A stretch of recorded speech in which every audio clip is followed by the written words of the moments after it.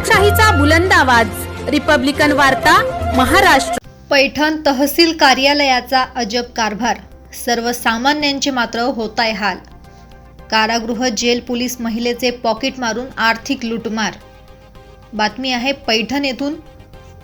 छत्रपती संभाजीनगरच्या पैठण तहसील कार्यालयात दिनांक 5 मार्च 2025 रोजी जेल कारागृह पोलीस यमुना रघुनाथ गायकवाड या महिला पैठण तहसील कार्यालय या ठिकाणी काही शासकीय कामानिमित्त आले असता तेथील हॉल परिसरामध्ये भर उन्हामध्ये साधारणतः दुपारी 1 वाजेच्या दरम्यान तहान लागल्या कारणाने मोकळ्या जागेवर स्थापित असलेल्या ॲक्वा फिल्टर पाण्याच्या मशीनजवळ पाणी पिण्यासाठी गेल्या।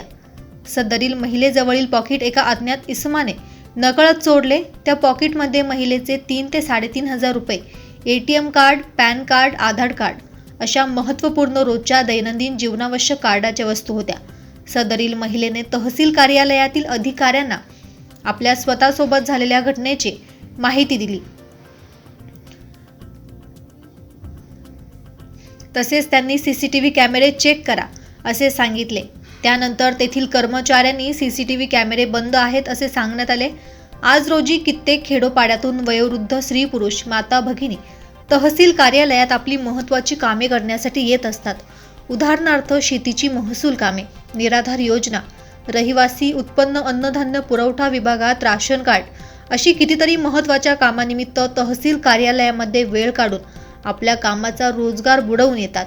पण तहसील कार्यालयात जर नागरिकांची फसवणूक होत असेल तर याच्यापेक्षा मोठे दुर्भाग्य काय। आज रोजी जर तहसील कार्यालयातील CCTV कॅमेरे चालू असता आणि तहसीलदार यांनी काही इतर बाबींकडे लक्ष न देता तहसील कार्यालयातील कर्मचारी आणि सामान्य नागरिकांची गैरसोय होऊ नये याच्यावर बारकाईने लक्ष दिले असते आणि स्वतःच्या कर्तृत्वावर ध्यान दिले असते तर त्या महिलेचे हरवलेले पाकीट, त्यातील मौल्यवान वस्तू तिला मिळाल्या असत्या आणि कुठेतरी हा अनुचित प्रकार घडलाच नसता। माझं नाव यमुना रघुनाथ गायकवाड। मी जेल पोलीस असून मी 1 वाजता तहसील कार्यालयात माझ्या कामानिमित्त शासकीय कामानिमित्त आले होते। तिथं माझं पाकीट पाणी पित असताना तिथं इसरलं माझ्याकडून आणि एक अनोळखी एक बाबा आले होते। त्यांनी माझं ते पाकीट बघितलं आणि ते पाकीट माझं त्याला आम्ही त्याच्यानंतर शोधायला गेलो तर ते पाकीट आमचं सापडलं। तिथून तो माणूस काही गायब झाला तिथून। तर CCTV कॅमेरे असून ते आम्ही चौकशी केली असते तिथं तहसील साहेबाला, तर ते म्हटले इथले कॅमेरे सर्व बंद आहे, तर तरी माझं यांनी इथले कॅमेरे चालू करण्यात यावे, यानंतर कोणाची काही असं होऊ नये इथले।